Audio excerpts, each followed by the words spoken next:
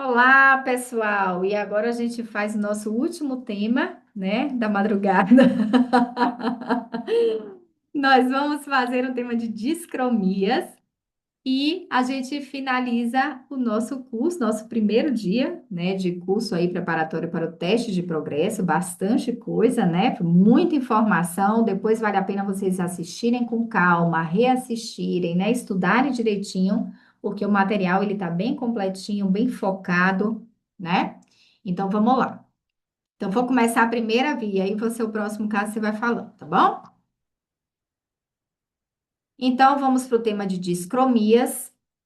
O que é que são as discromias? São um grupo heterogêneo de condições caracterizadas por alteração de cor. Então, devido à alteração de melanina e ou melanócito.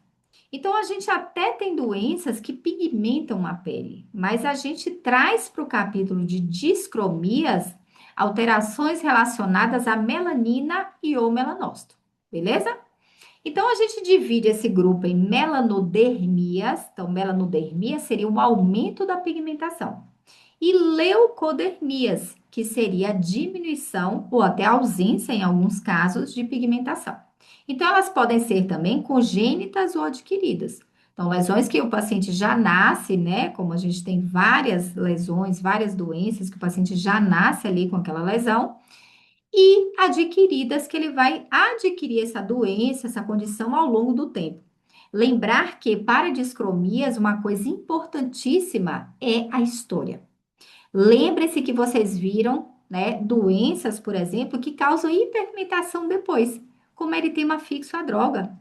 Então, como que eu vou saber que aquele pigmento ele apareceu depois de uma lesão inflamatória, de uma lesão, ou ele já nasceu assim? Então, a gente precisa perguntar ao paciente, fazer uma boa anamnese e ficar atento se cair uma questão na prova, se ele fala que a lesão foi sempre assim, ou se antes tinha eritema, descamação, prurido, ardor, algum sintoma que gerou uma pigmentação consequente. Tudo bem, pessoal? Isso é muito importante. Então, o primeiro caso é de uma mulher do sexo feminino, óbvio, né? 19 anos, hoje nem tanto, né? Mas 19 anos, e ela tem uma mancha azul na região orbicular direita, na esclera ipsilateral, com Vitória, Vitória tá aí, né? Na esclera ipsilateral e surgimento na infância. E o paciente é assintomático, não tem doença de base nenhuma. O que que a gente vai pensar aqui? Ai, ai, deixa eu beber uma água. Hoje em dia tá crítico, não pode falar nada. E aí, pessoal, diagnóstico? Pensei no Nevo de Oca. Acho que Nebuliota. não sei se eu tô confundindo. É. E aí, ficou bom agora? Por que que a gente não está colocando a imagem primeiro? Porque essa prova é uma prova teórica, né? Então, pode até ter uma imagem, mas não é o perfil da prova. Então, a gente vai trabalhar mesmo com gatilho de texto, certo? Mas aqui ajuda, né? Então, ó, pigmentação na esclera, ipsilateral, esse aspecto azulado. Então, sim, névoa de Otta, né? Então, ele surge, ó, geralmente na infância ou ali nos primeiros, né, das primeiros anos de vida, é assintomático e vai pigmentar, inclusive, esclera mucosa. Então, a melanocitose oculodermal é chamado de nevos fuscos cerúleos oftalmomaxilares, não é hereditário, mas é congênito. Então, é ao nascimento, no início da infância ou no máximo na puberdade. Ele é raríssimo surgir após os 20 anos. Então, essa idade é muito importante porque se cair uma questão na prova, eu tenho que ficar atento, tá? E é típico de mulheres asiáticas. Então, mancha azulada com alguns pontos acastanhados, área inervada pelo primeiro e segundo ramo do trigêmeo, e tem uma pigmentação ali da esclera, da conjuntiva, pode pigmentar, gente, até membrana timpânica.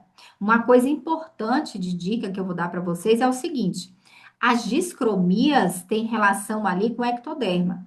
né? Então, tem ali a ver com melanócito e tem a ver com ouvido, com olho, com sistema nervoso. Então, as síndromes relacionadas a discromias adoram essas regiões, tá? Então, é sistema nervoso, osso, ouvido, olho, muito associado. Então, se tiver dúvida de uma síndrome e tiver discromia, é uma coisa boa para vocês marcarem, tá? A maioria é unilateral. Maioria uni não quer dizer que não pode ser bi. Mas como a gente vai trabalhar com as hipóteses mais frequentes, nevo de óbito unilateral, tá? E no AP? No AP a gente vai encontrar, ele é uma pigmentação.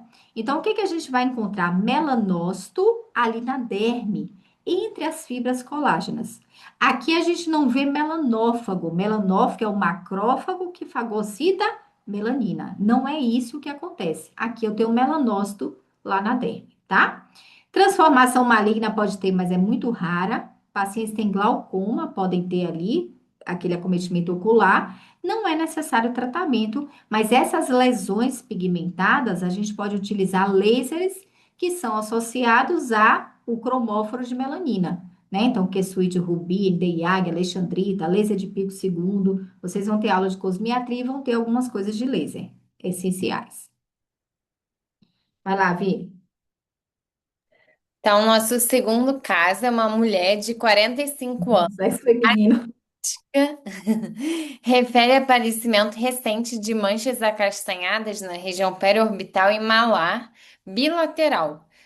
Essa paciente, ela não tem acometimento mucoso, ela é assintomática e nega doenças de base. E aí, pensam em quê? Carol falou melasma. Pode ser também, mas a gente até botou uma informaçãozinha, né, que ela é asiática para vocês pensarem em outro diagnóstico. Teria um diagnóstico diferencial, né? É isso aqui. E aí, pensam em quê?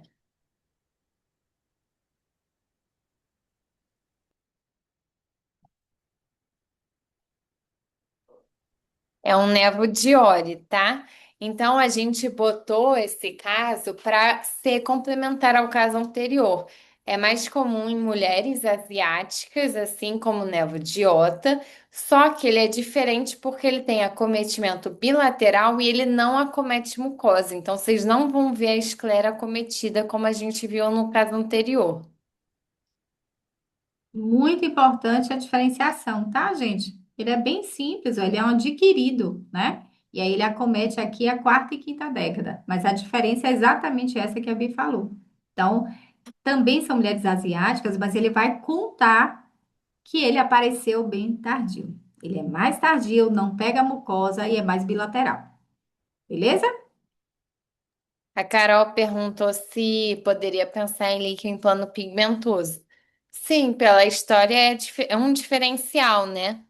Mas aí, com esses achados de ser uma mulher asiática e contextualizando ali na aula de discromia, pensar no nevo de Ori, que tem esse acometimento bilateral. E diferente Exatamente. do Otto, não acomete mucosa. Isso é muito importante. Exatamente. E líquen plano pigmentoso, ele vai fazer diagnóstico diferencial, como o melasma, que a Carol falou no início, são diagnósticos diferenciais, tá? Qual o diagnóstico? Homem, 35 anos, asiático, aparecimento de mancha castanha azulada no ombro, pescoço e deltoide direitos, assintomática e não tem doença de base.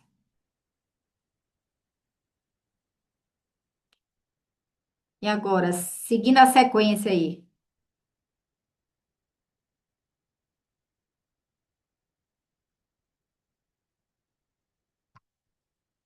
ajuda?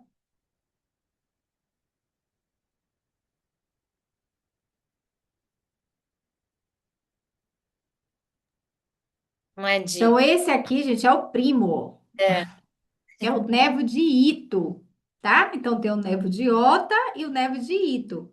O nevo de Ito, qual é a diferença do de Ota? É que ele pega essa região, tá? Então é nevos, fuscos, cerúleos, acrômio, deltoides.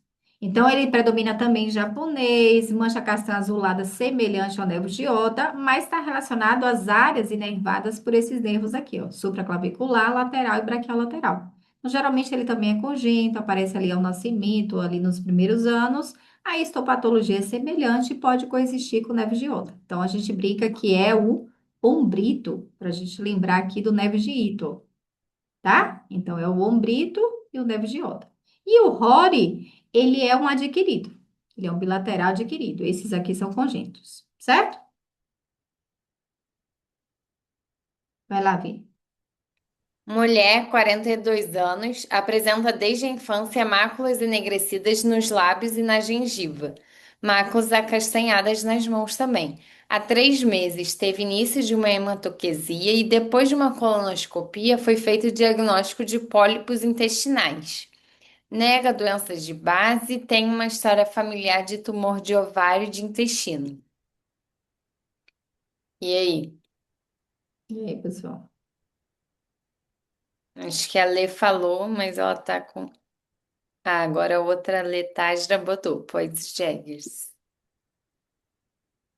Isso aí. Então, é o caso de uma paciente que tem uma síndrome que é autossômica dominante. É muito característico o acometimento dessas manchas pigmentadas, principalmente nos lábios, na mucosa oral, nos dedos.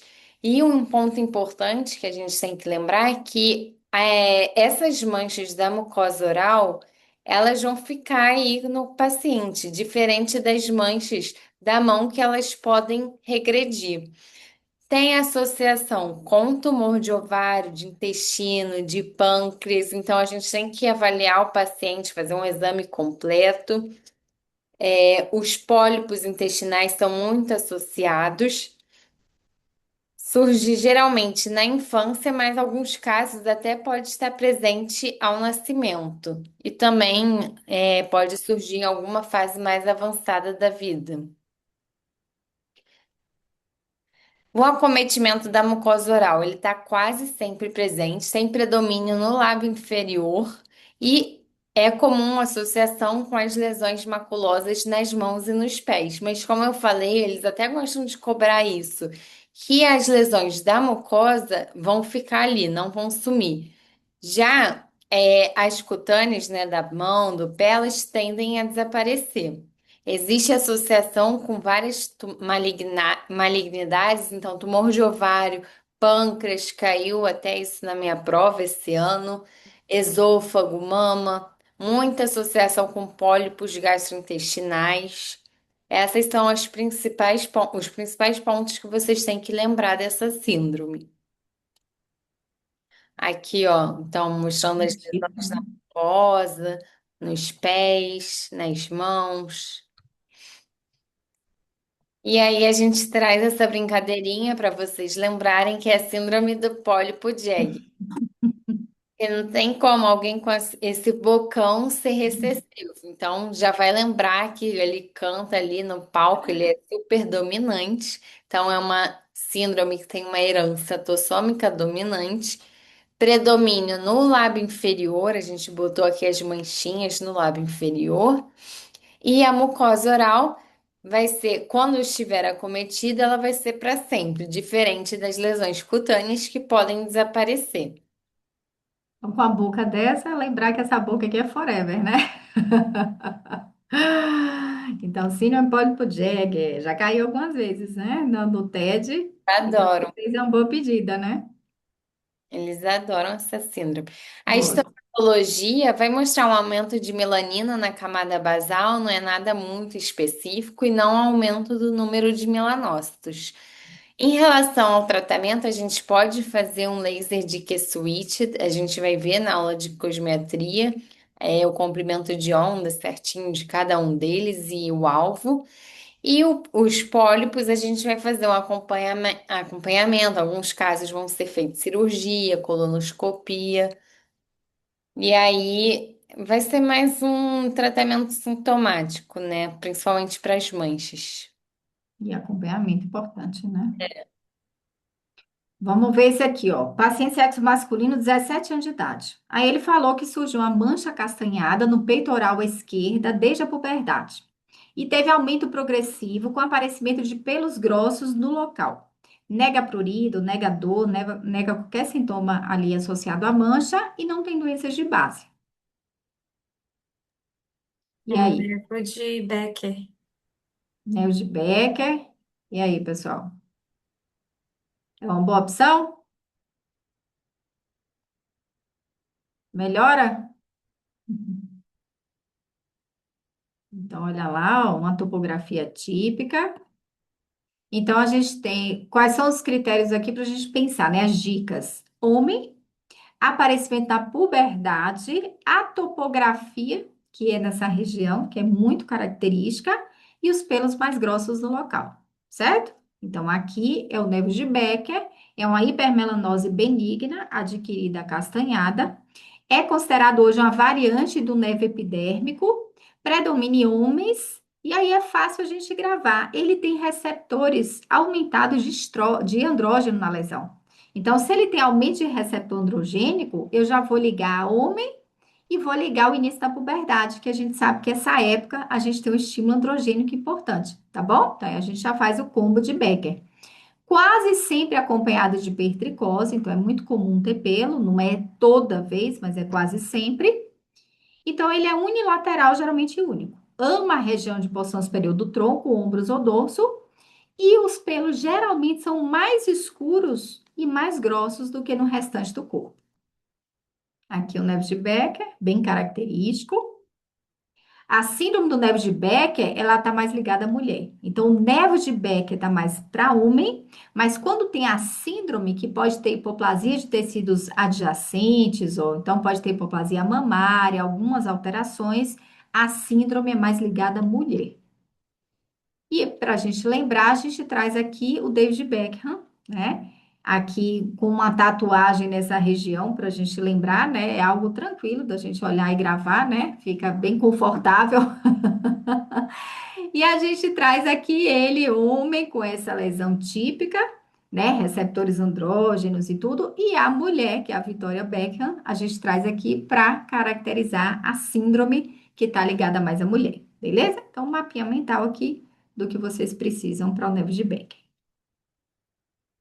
A histologia, a gente tem uma maior atividade de melanócitos, né? Não tem célula névica, então quando a gente fala nevo, parece nevo melanocítico, né? Mas aqui a gente não tem melanócito, célula névica, a gente tem só uma maior atividade de melanócito, tá? Então a gente não tem elevação de número de célula, tá bom? É como se eles fossem mais ativos, produzem mais melanina, a gente tem essa pigmentação, beleza?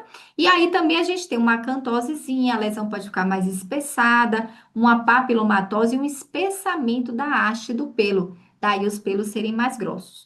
Não tem necessidade de tratamento, infelizmente os tratamentos não são muito bons, né? Ele pode recorrer ali, pode fazer uma epilação, se incomodar ali aqueles pelos, e lasers, né? Combinação aí ablativo com Kisuit, né? Para melhorar um pouco ali, mas os resultados não são tão bons. Agora, uma outra paciente, uma mulher de 35 anos, relata aparecimento há 6 meses de manchas acinzentadas no tronco e nos braços de forma lenta e progressiva, sem prurido ou descamação. Nega o uso de medicamentos ou disposição solar, nega doenças de base e, ao exame, ela tem várias máculas acinzentadas, bem delimitadas, algumas com halo eritematoso residual. Pensam em alguma doença?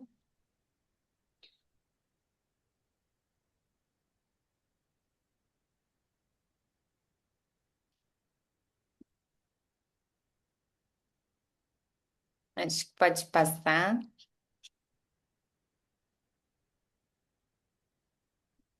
Vou passar rapidinho. Só a síndrome do nervo de Becker, ela tem geralmente, é incomum, mas o que mais tem associado é essa hipoplasia de tecidos adjacentes. Então, na região, então, por exemplo, hipoplasia mamária, hipoplasia de tecidos mais internos, tá? Mas ela não é comum. E quando tem, geralmente são essas associações. Aí a nossa paciente, a Carol botou aqui no chat dermatose cinzenta. E é isso mesmo, tá? A dermatose cinzenta ou eritema discrômico persistens, ela tem essa característica, vão ser manchas acinzentadas. Muitos autores consideram até uma variante do eritema pigmentar fixo, porque eles defendem que tem a mesma histopatologia. Existe até uma dúvida sobre isso, se pode estar num espectro ali de dermatose cinzenta, eritema pigmentar fixo, e alguns até falam sobre líquen plano pigmentoso. Ela é uma doença adquirida, não tem preferência pelo sexo, predomina em adultos jovens, principalmente na região do tronco, região cervical, e infelizmente não tem nenhum tratamento eficaz. Já foi descrito o uso de corticoide, dapsona, isotretinoína, e ela não tem uma etiopatogenia muito bem conhecida.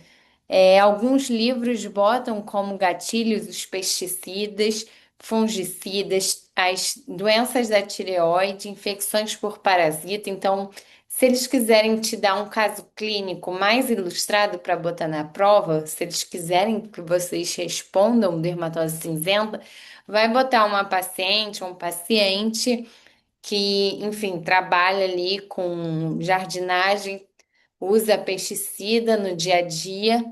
E aí evoluiu com manchas acinzentadas, principalmente na região do tronco, na região cervical, sem sintomas associados.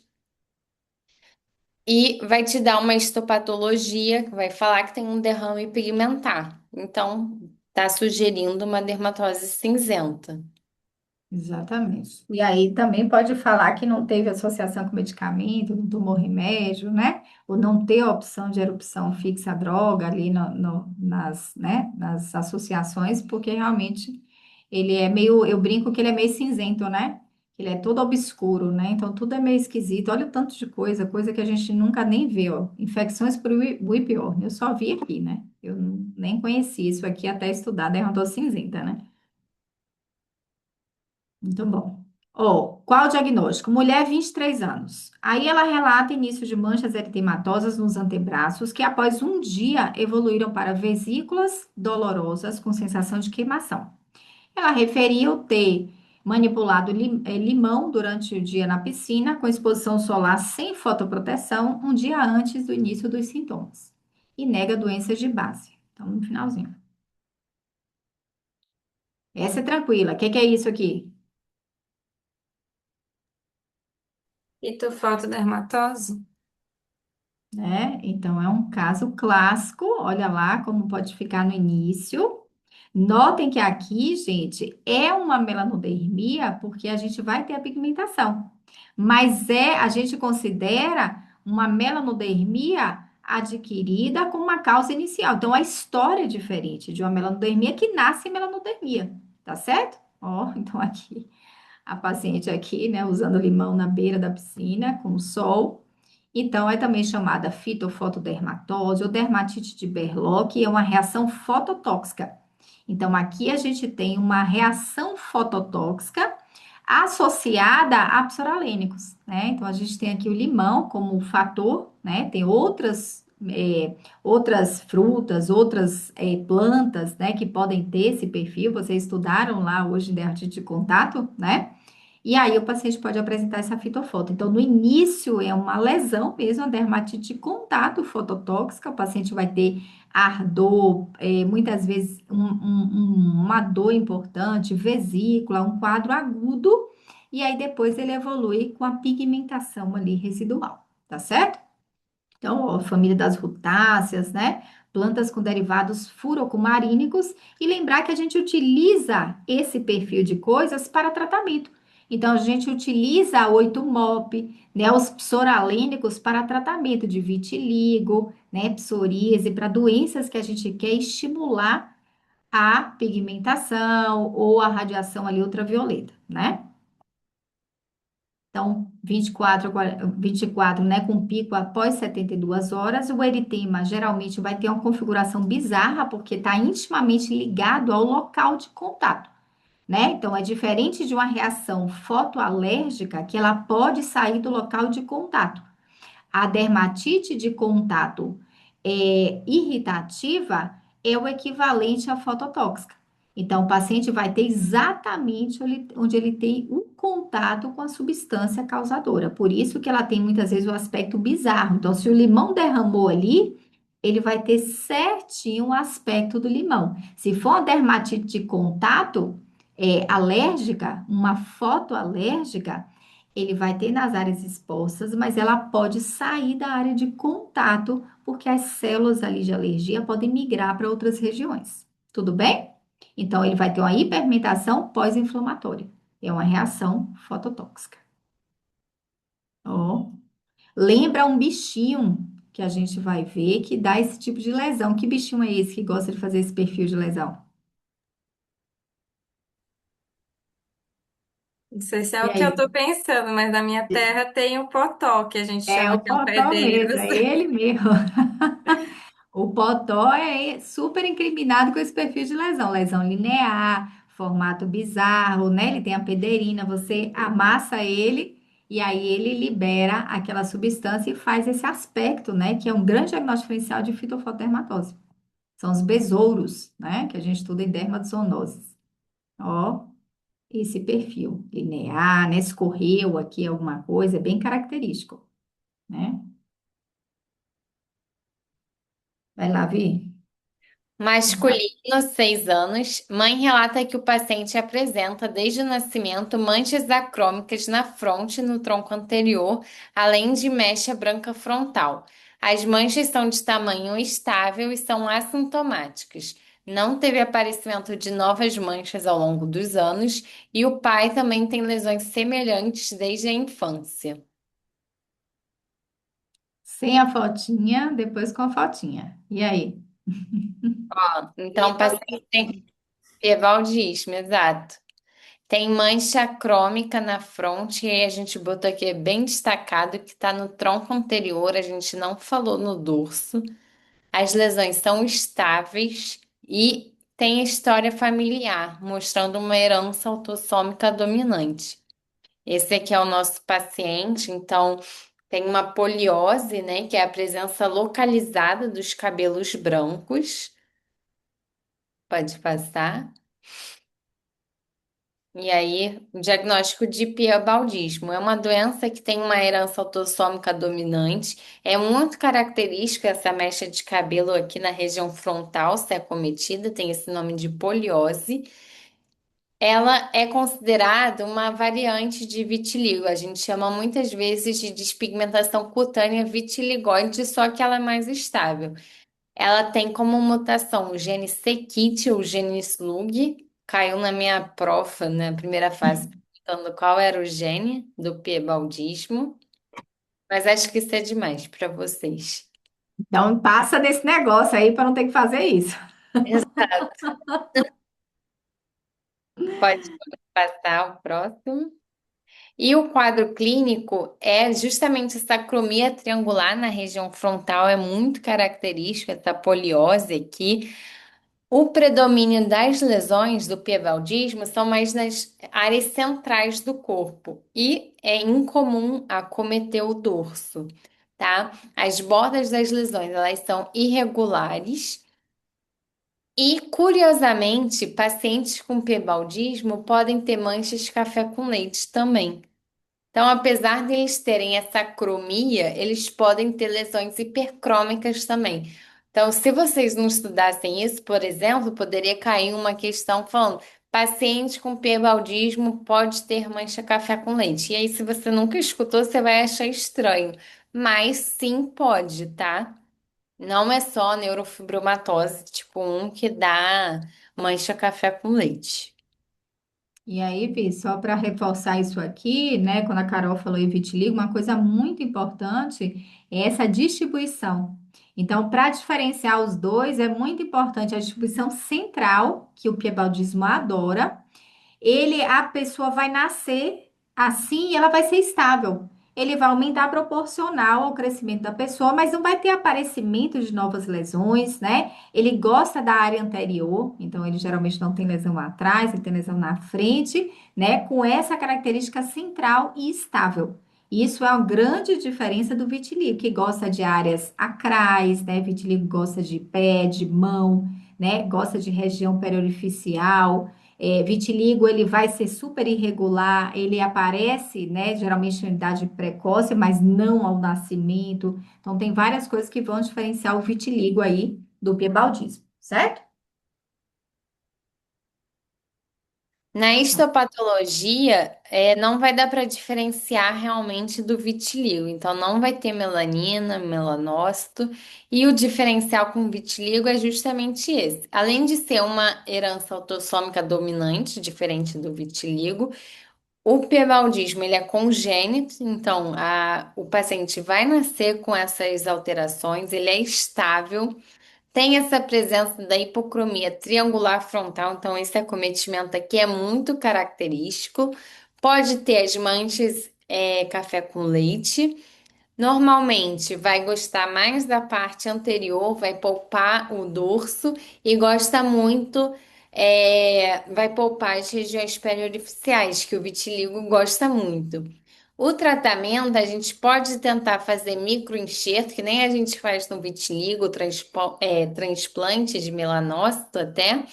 Existe a possibilidade de fazer o contrário, né? Ao invés de você tentar pigmentar, você despigmentar esse paciente com monobenzil éter de hidroquinona e fazer sempre uma proteção, orientar esse paciente contra as queimaduras solares também. Ah, Aqui um casinho de a poliose, ó. É muito característico e tem essa manchinha aqui, ó, na fronte também. Então, além do acometimento do cabelo, a fronte está acometida. E existem as outras síndromes associadas ao piebaldismo. Existe a síndrome de Wolff e a de Waardenburg. A de Wolff, ela é menorzinha, né? E a de Waardenburg a gente pensa, né, num nome maior. E aí, para a gente gravar, lembra o menorzinho, ele vai ser recessivo. A síndrome de Wolff é caracterizada pelo piebaldismo, surdez e a heterocromia de íris, que vai ser então um olho diferente do outro, a cor vai ser diferente. Logo, o nome pequenininho, ela é recessiva e tem poucos sintomas, tá? E aí, a outra que a gente vai lembrar que é associada ao piebaldismo é a síndrome de Waardenburg. Então, aí, ela tem esse nome grande, né? Então, a gente vai pensar numa síndrome com uma herança autossômica dominante, só que ela tem penetrância e expressividade variáveis. Então, o que que isso quer dizer? Nem todo mundo vai apresentar o mesmo sintoma. Alguns podem ter essa hipocromia frontal, tipo do piebaldismo, alguns vão ter heterocromia de íris, vão ter também o hipertelorismo, então vão ter aqueles olhos um pouquinho mais afastados, ectopia cantal medial das pálpebras, é aquele que a gente vê bem aqui no cantinho do olho. Pode ter surdez neurosensorial, como a gente viu na aula de anatomia, os melanócitos também estão presentes no sistema nervoso, no sistema coclear, então esses pacientes podem ter essas alterações também. Além de vários outros comemorativos. É muito característico esses lábios com arco do cupido bem demarcado, pode ter fenda palatina, entre outros. Uma associação que não é tão comum, mas está descrito nos livros, é a associação com megacólon congênito. E esses pacientes também têm um envelhecimento prematuro, tá? Tratamento: nenhum tratamento específico está disponível.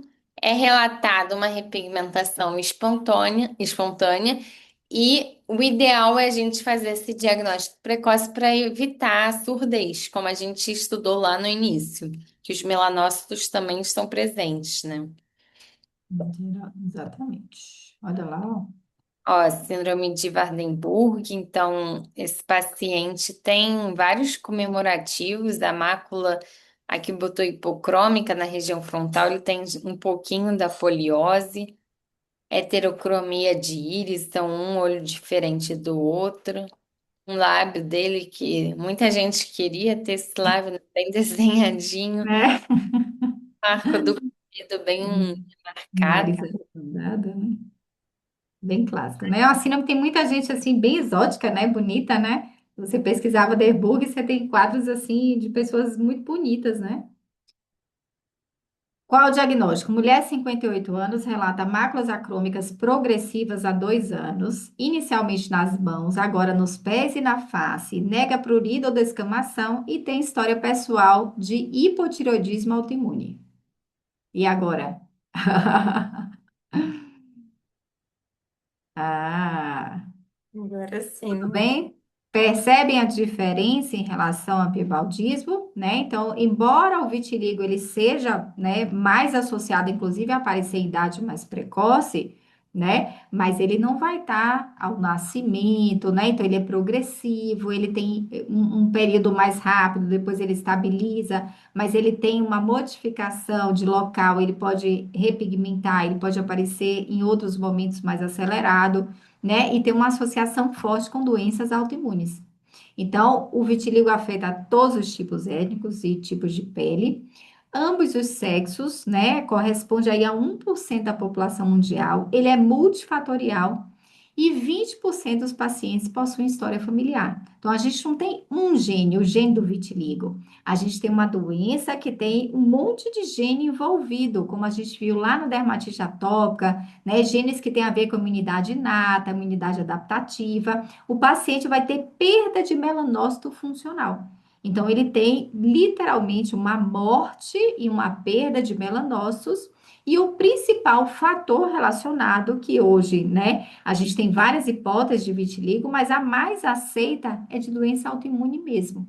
Então, a gente produziria anticorpos, né, e células de defesa, como linfócitos totóxicos, contra os nossos melanócitos, né? Então, a gente tem defeitos de melanócito, esses pacientes que têm vitiligo tendem a ter melanócitos defeituosos, com dificuldade de se manterem ali vivos e saudáveis, por exemplo, quando eles produzem melanina, que a produção de melanina, a gente tem uma liberação de radicais livres, né? Então, o melanócito do paciente com vitiligo, ele tem uma menor capacidade de reagir bem à toxicidade relacionada a radicais livres. Então, ele acaba morrendo, né? Os melanócitos do paciente com vitiligo, eles podem ter defeitos e produzirem proteínas, produzirem conteúdo que não é um conteúdo normal, proteínas enoveladas, e o nosso sistema imune passa a reconhecer aquilo como esquisito, como non-self, né, como coisas esquisitas, e aí a gente produz uma defesa, né, um ataque ali contra os nossos próprios melanócitos, e a gente acaba matando melanócitos em atividade. Então, são melanócitos que a gente chama dopa oxidase positivo, porque são melanócitos que estão em atividade, produzindo melanina. E aí, é nessa produção de melanina que acontece o erro, né? É que o nosso sistema imune consegue enxergar o erro desses melanócitos. E aí, a gente produz esses autoanticorpos contra esses melanócitos, e aí a gente faz uma morte de melanócito. Então, a gente acaba tendo ausência de melanócito nos locais. Se a gente biopsiar uma lesão de vitiligo, o patologista não consegue diferenciar de um piebaldismo, porque há uma morte e ausência de melanócito. E aí a gente precisa diferenciar com uma clínica, né, com outros critérios, outros comemorativos aí para o quadro clínico, ok? O paciente pode ter leucotríquea, que é uma perda de melanócito folicular. Para o paciente vitiligo, a gente deve pedir alguns exames, né? Principalmente anticorpos antireoidianos, porque tem uma íntima associação com doença autoimune e a principal, sem dúvida, é doença antireoidiana. E o paciente vai ter, então, se a gente biopsiar, uma progressiva perda de melanócitos da epiderme. Então, na epiderme ali ao redor da lesão, a gente tem uma degeneração de queratinócito, de melanócito, porque a gente está produzindo uma defesa, né? Que a gente está achando que aquilo ali é esquisito. Então, a gente está se defendendo. Então, ele fica uma doença autoimune, onde a gente ataca os nossos melanócitos. Acabamos lesando o queratinócito, acabamos fazendo uma interface, porque o melanócito mora onde? Vocês relembraram hoje, mora na camada basal. Então, na hora que você vai agredir os seus melanócitos, você acaba matando também queratinócito. E às vezes o AP disso aqui lembra uma dermatite interface como um lúpus. E aí os livros trazem que às vezes esse AP inicial pode ser diagnóstico diferencial de um lúpus vitiligoide, que é um lúpus que tem manifestações que lembram um vitiligo, tá? Então ele pode ter uma degeneração de queratinócito, como a gente vê nas dermatites de interface, e morte também de melanócito, que é o principal na lesão já ali bem estabelecida de vitiligo, tá? E um aumento linfocitário na derme, mostrando que a gente está produzindo uma defesa ali contra algo que é nosso, certo? Imunohistoquímica, colorações especiais para melanina ou melanócito, né? Então, a gente vai fazer coloração especial, imunohistoquímica, para buscar os marcadores que estão no melanócito. Então, o melan A, o MITF, o HMB45, ou até o SOX, né? SOX 10, o S100. Então, são marcadores que a gente vai encontrar no melanócito. Alguns são mais específicos, outros nem tanto, mas que vai dizer para a gente que aquela célula é melanócito, né? Porque às vezes a gente tem uma dificuldade de encontrar ali célula, tem muita célula morta no local, e aí a gente vai perceber que esses melanócitos, quando a gente faz a marcação, eles são DOPA positivo. Por quê? O melanócito que é morto é o melanócito ativo que produz melanina, beleza? E essa DOPA é que detecta a atividade da tirosina quinase, né? Que é a enzima ali que vai estar, né, desencadeando a produção da melanina. Então, o quadro clínico, todo mundo conhece aqui, são máculas hipo e acrômicas, né? Gosta de área exposta ao sol, principalmente face e dorso de mão.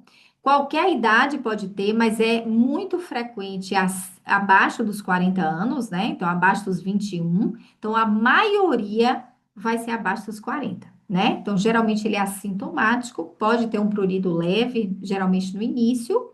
E a evolução? Ele vem geralmente com instalação rápida, depois ela fica progressiva em alguns meses e pode seguir por períodos de inatividade por anos de estabilidade, né?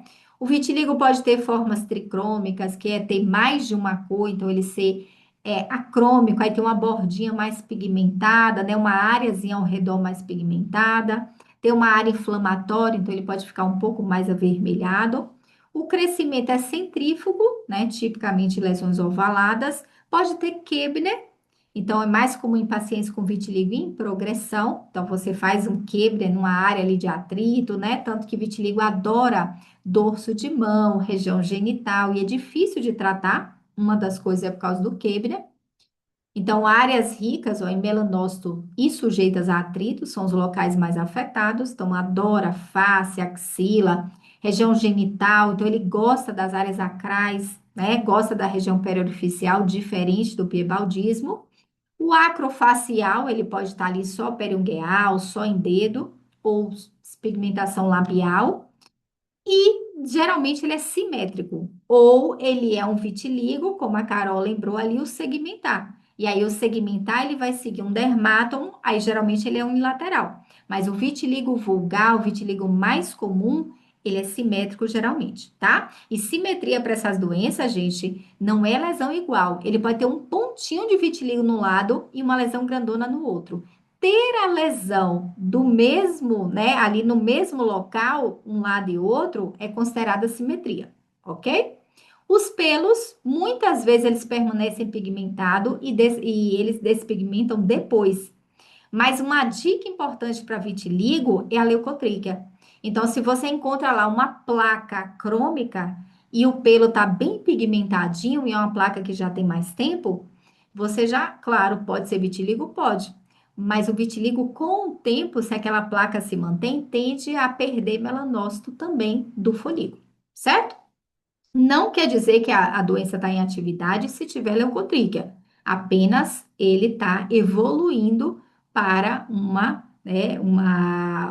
morte de melanócitos ali no folículo. E repigmentação é muito importante, porque a repigmentação ela vem de melanócitos que ainda estão vivos e funcionantes da borda, né, que tem a área ali pigmentada, ou dos folículos, porque o melanócito do folículo eles são os últimos a morrer, né? Eles não são comprometidos com frequência precocemente. Então, a repigmentação a gente chama ilhas de repigmentação folicular. Então, a repigmentação da placa muitas vezes aparecem aquelas áreas arredondadas que são pigmentos foliculares, que é o início da pigmentação. Daí, no Azulay fala que é contraindicado, é contraindicação absoluta fazer epilação a laser em pacientes com vitiligo, porque você mata a possibilidade daqueles melanócitos, né, começarem ali a repigmentar naquele local, certo? Ele pode ser localizado ou generalizado. Localizado, ele seria localizado ou em um segmento, que seria o segmentar, então ele vai seguir aquela região ali de um segmento corpóreo. O segmentar, ele tem uma característica muito importante, que é ele inicia rapidamente, ele tem uma leucotríquea frequente, geralmente rápida, ele não vai cruzar a linha média, mas depois ele estabiliza. Porque o segmentar se acredita que tem a ver com mosaicismo. Então, é aquele grupo de célula que migrou para aquela região que tem uma alteração. Então, ele vai ter aquilo ali rapidamente e depois estabiliza. É difícil segmentar você ter acometimento de outras áreas. Então, ele tem esse perfil de ficar mais localizado. Até pode o segmentar se associar a outras lesões, mas é bem raro. Se for segmentar, geralmente ele cresce o que tem que crescer, estabiliza e fica ali, certo? Ele pode ser focal, que é dentro de uma área segmentar, ó, ele tem pontinhos. Ele não está pegando o segmento inteiro.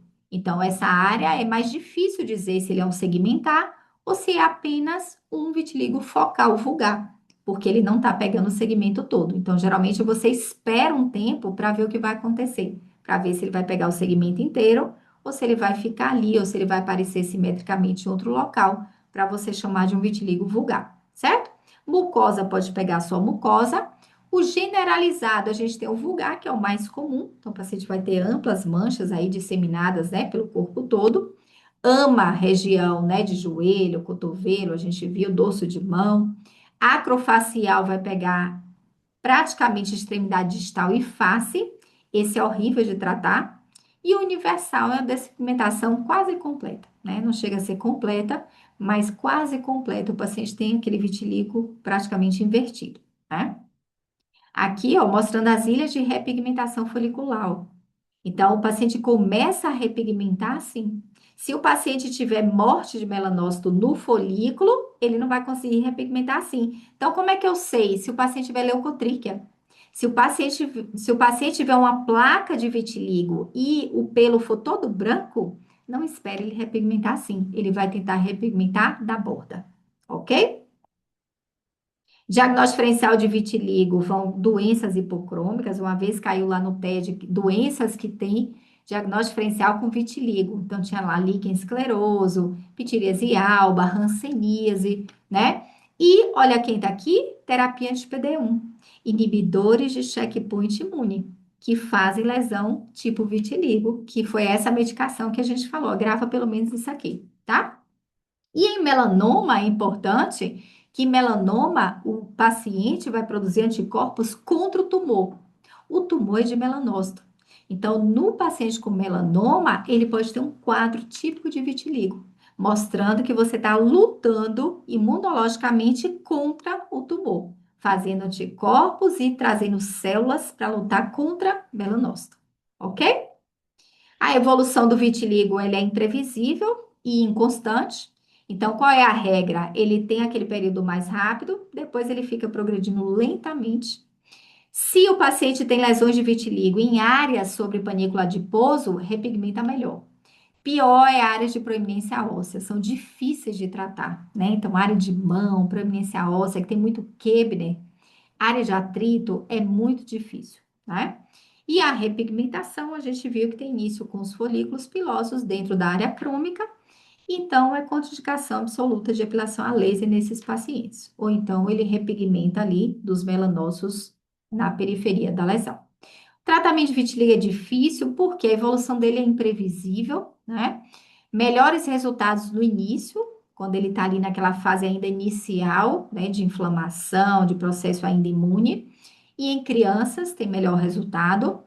E as áreas mais resistentes ao tratamento, extremidades distais e lábio. Bem difícil, né? Pode fazer soralênico, né, com VA, tipo pulva, a fototerapia com VB Neuroband, Excimer Laser, lâmpada, né, que são métodos aqui de fototerapia. A gente vai estimular o quê? A gente vai estimular a pigmentação desse paciente, né? Então, fazendo uma estimulação com a radiação ultravioleta controlada. Corticoide sistêmico ou tópico, né? Vai ter ali as suas limitações. Então, geralmente a gente usa isso para a época que está progressiva, está acelerado, né? Porque na fase de doença estável, o que o seu sistema imune estava atacando, ele já parou. Você tem ali só a consequência, que é a morte de melanócito. Então, se for utilizar esse tipo de medicamento, é utilizar na fase progressiva, né? Que você está vendo ali que o seu sistema imune está ainda agredindo. Inibidores de calcineurina tópico, como tacrolimus e pimecrolimus. Inibidores da janusquinase, os inibidores da JAK, ó, ruxolitinib, são utilizados também. Cirurgia, né, mesma lógica ali do piebaldismo, então transplante autólogo, mini enxerto, né, transplante ali de melanócito. Micropigmentação, tem gente que reclama, pode fazer quebra com micropigmentação, mas tem paciente, gente, que não consegue pigmentar. E ela fica com a lesão ali perilabial a vida inteira. E ela prefere pigmentar porque ela já tem o vitiligo. Se ela fizer quebra, ela já tem aquilo, né? Mas ela tem uma chance de melhorar ali a autoestima, né? Melhorar ali a lesão. E despigmentação, que seria um vitiligo ali acima de 50% da superfície corpórea, né? Com monobenzil éster de hidroquinona, outros lasers hoje se faz, né? Tem essa possibilidade, mas é aquela condição ali que você reserva para casos mesmo excepcionais, não é uma rotina você indicar isso aqui, tá? Muitos médicos nem gostam de indicar, mas está descrito na literatura. Aqui, vitiligo em região genital, vitiligo difícil de tratar, áreas acrais, mão.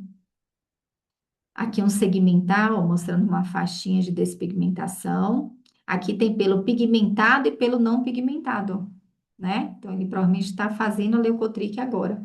Aqui é uma pista para o diagnóstico, uma poliose de cílio. Então, o paciente tem uma mancha, você fala, ai, meu Deus, não sei, é uma mancha hipocrômica, né? Mas aí a gente percebe uma poliose. Então, isso é uma dica, porque várias doenças, tipo nevacrômico, várias coisas não costumam ter a poliose, tá? E aí, E o vamos para o fel- último casinho. É uma mulher de 25 anos, fototipo 4. Ela refere que há 2 anos apresenta manchas hipocrômicas no dorso, mal delimitadas que aumentaram lentamente em número e tamanho. A lâmpada de Wood realçou as áreas afetadas e teve uma fluorescência avermelhada nos ossos foliculares. As lesões são assintomáticas, sem prurido e sem descamação. E aí? Mancha hipocrômica no dorso, luz de Wood com uma fluorescência avermelhada nos ossos foliculares. Fototipo um pouquinho mais alto. Pensam em alguma doença?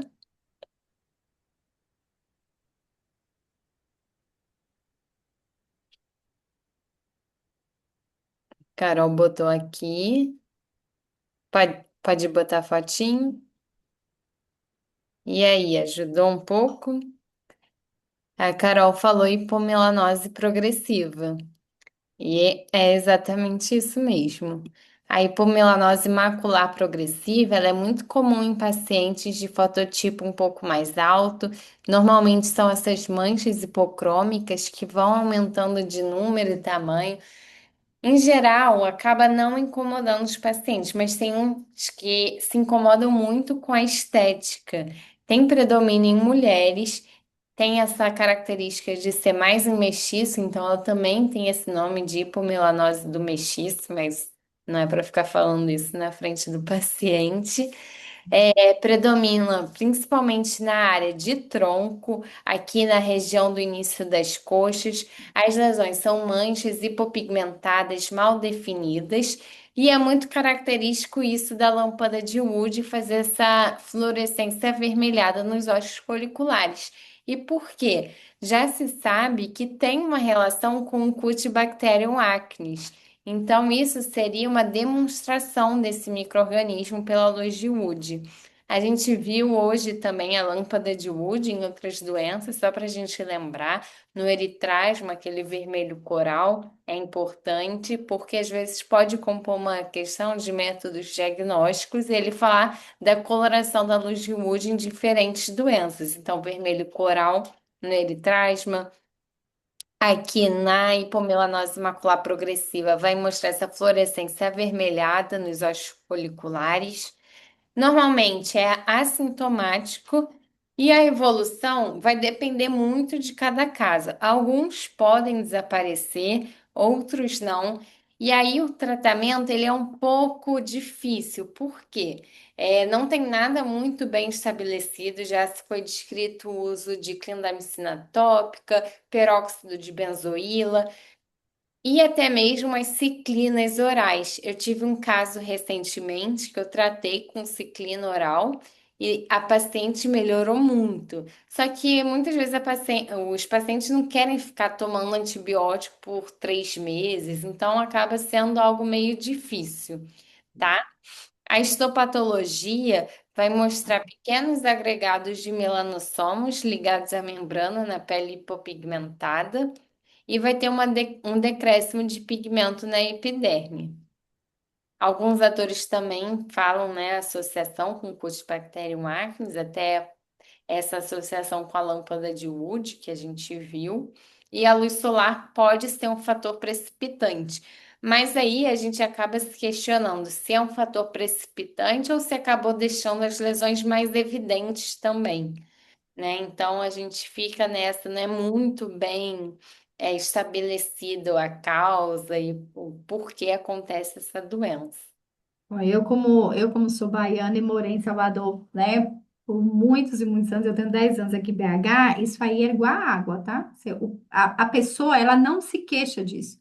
As consultas, o pessoal ia para outras coisas. E aí você, quando ia examinar, isso aqui mancha lá em casa, o povo tem, todo mundo tem, eles acham natural.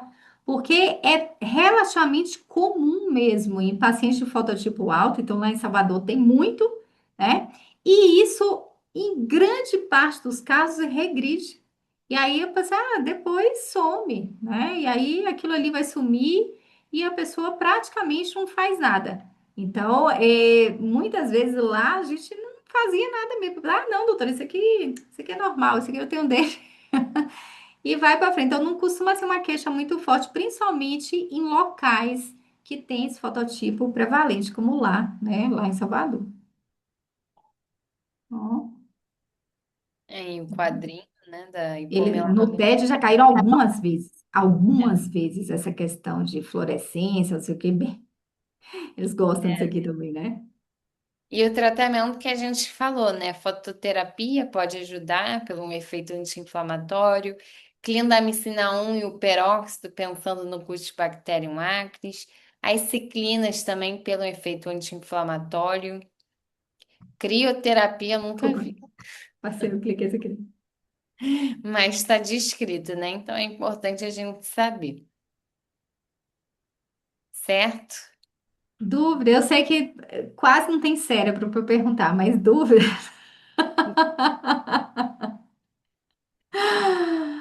Tudo bem, meninos? Tudo certo, tá? Guerreiras. Tudo bem? Eu sei que bastante coisa, mas deu para aproveitar, né? A Nossa, gente deu teve... muito. Eu tô bem animada, assim, acho que foi o melhor curso que eu já me inscrevi na vida, assim, muito Ah, bom. que bom. Então no Umas final amigas minhas desse, tinham feito, que elas eram minhas R+, fizeram pro TED, né, que fizeram esse ano intensivo. E aí elas disseram, não, se você for fazer um curso, tem que ser esse. E elas estavam certas. ai, que bom, então. Então, tá vendo, Bia? A gente no Eu final da vi. aula ali, todo mundo cansado, mas tanto que ainda bem que eu não interrompi a gravação. Para quem assistir Ah, gravado, vê que o pessoal ficou até o final e a gente ainda é, conseguiu ouvir isso aqui. Isso é muito bom, tá? Muito gratificante. A gente faz com muito carinho mesmo, né? A gente faz assim, então, não é fazer por fazer, né? Hoje é um domingo, tá todo mundo aqui, mas A gente quer fazer o melhor mesmo, né? Quer que vocês aproveitem bastante e a gente fica muito feliz, né? E a gente se diverte, né, fazendo A também. gente gosta muito mesmo, né? E ficamos felizes de encontrar, né, vocês assim dedicadas, né? E claro, teve gente que não conseguiu assistir, teve gente que se programou para uma coisa, né? Então a gente sabe de tudo, mas ficar até o final não é fácil, né? E aí a gente dá os parabéns aqui ao pessoal, né, da Rabeira, porque tem gente que fica em final de festa, né? E tem gente que fica em final de aula, então tudo bem, pessoal? Então, a gente encerra aqui o nosso primeiro dia, tá? Vamos fazer pequenos ajustes, mas, né, a gente já vai avisar que as aulas podem ser um pouco mais demoradas mesmo, né? Porque é muito importante, a gente tem pouco tempo e muita coisa, né? Então, a gente tem a opção de reduzir algumas coisas, mas a gente fica um pouco apreensivo também de tirar muita coisa, né? E aí a gente deixar lacunas para vocês, né? Então, a gente vai dar uma olhada com carinho no material, mas eu acho que vale a pena, como é um domingo, né? E aí a gente fazer essa, e aí depois vocês vão diluindo aí o estudo e o conteúdo, né? Ah, então tá bom, pessoal. Obrigada, professora Vitória. Obrigada. Uhum. Professora Vitória não aguenta nem falar mais, né? As baterias acabaram. A bateria acabou. Parabéns, viu, meninas? Muito bem. Um Obrigada, beijo para Pro. vocês. Todos Beijo. em paz. Obrigada, Vamos gente. descansar, que amanhã é Obrigada, segunda-feira. Pro. Um beijo, boa semana. Boa E semana. aproveitem e respondam no grupo, tá? A gente vai mandar coisas para vocês. Aproveitem para interagir. Aproveitem, porque a gente, quanto mais vocês interagirem, mais a gente traz, tá bom? Pode deixar. Beijinhos, professora Vitória, muito obrigada. Foi Beijo, excelente passar o domingo inteiro com obrigada. você. Adorei.